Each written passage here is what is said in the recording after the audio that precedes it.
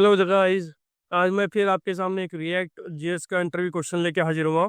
आज हम देखेंगे कि कैसे हम अपने जो कंपोनेंट हम एक्सपोर्ट करवाते हैं उसे हम कैसे रीनेम कर सकते हैं, और एक प्रैक्टिकल एग्जांपल भी आपको करके दिखाऊंगा ताकि आप अच्छे से समझ पाए कि हम कैसे अपने इंपोर्टेड जो कंपोनेंट है, अलग अलग फाइल से जो हम कंपोनेंट इंपोर्ट करते हैं उन्हें रीनेम कैसे करेंगे। तो चलिए एक एग्जाम्पल करते हैं जल्दी से। आप देख सकते हैं यहाँ मेरे पास एक फाइल है, ठीक है। ये मेरा ऐप है जहाँ ये आपको पूरा टाइटल आपको डिस्प्ले हो रहा है, ठीक है।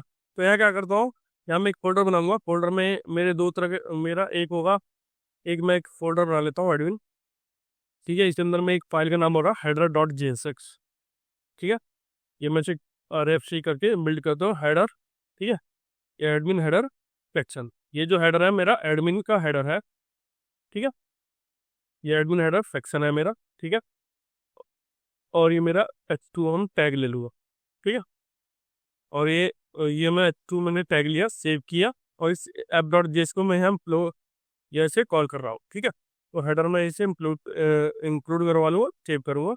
तो सिंपल हेडर है, कोई इसमें ज़्यादा प्रॉब्लम नहीं है, ठीक है। हेड में हेडर है। अब क्या कहूँगा, अब क्या होगा कि मेरी एक हेडर फाइल बाहर भी होगी, जो कि मेरी अपनी ये आप कह सकते हैं कि मेरी जो अपनी मेन वेबसाइट पेज है उस पर भी एक हेडर फाइल बनी होगी, ठीक है।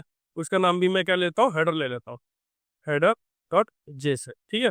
और इसमें एक्सपोर्ट कॉन्स्टेंट हेडर, ठीक है, एक एरो फंक्शन क्रिएट होगा, और मैं इसके अंदर रिटर्न करवा देता हूँ, और इसे मैं H2 ले लेता हूँ, ठीक है।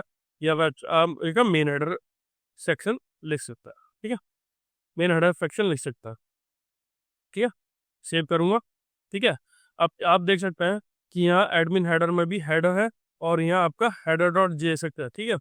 अब हम इसे इंक्लूड करेंगे। पहले मैंने हेडर इंक्लूड किया था, अब मैं अपने इंपोर्ट हेडर को करूंगा, जो कि मेरा वेबसाइट का हेडर है।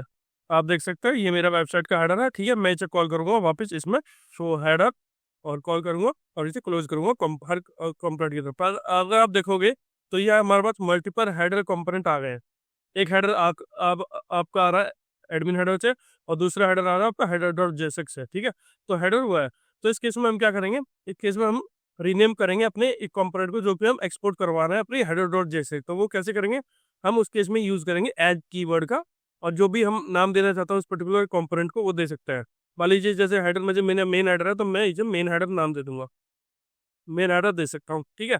और यहाँ जब मैं कॉलिंग के टाइम पे अपने कंपोनेंट अपने मेन फाइल में मैं इस कंपोनेंट को लोड करूंगा, तो मुझे हेडर ना देके तो मेन हेडर कॉल करूंगा।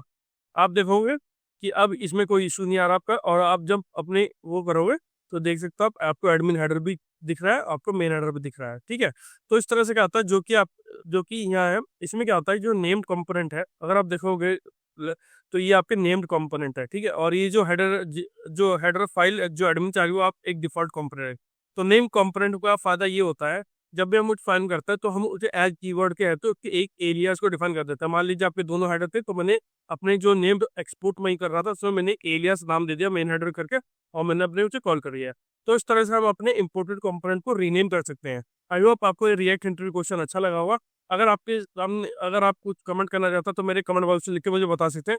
आई होप आपको ये क्वेश्चन अच्छा लगा हो, तो प्लीज मेरे चैनल को लाइक कीजिए, सब्सक्राइब कीजिए। Thank you.